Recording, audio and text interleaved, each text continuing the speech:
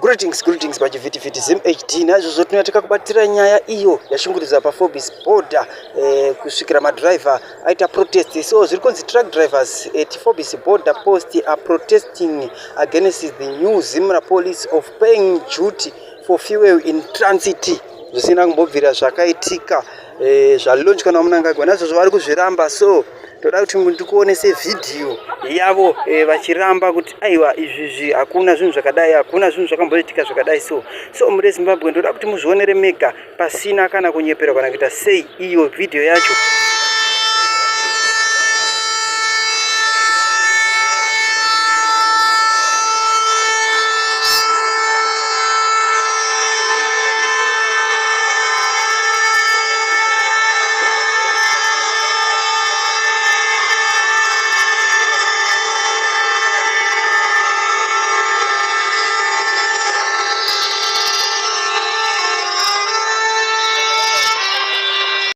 Right, ZANU-PF chari kugona kutora mari chete, asi hatisi kuona zviri kuvakwa zvacho kuti zvii. Iri kuvaka zvinhu zvemusangano zvakafanana neparliament, zvekunoitira musangano, maroads anoenda kana anopa mari yakawanda munyika asi kugadzirwa mumisha umo makavhoterwa macho. Mabhazi haatokwanisi kusvika, vanhu vakawanda havakwanisi kutoloketa pamusha pavo kutoti asvike nemotokari dzavo nekuda kwekuti hakuna mabridge, hakuna chii.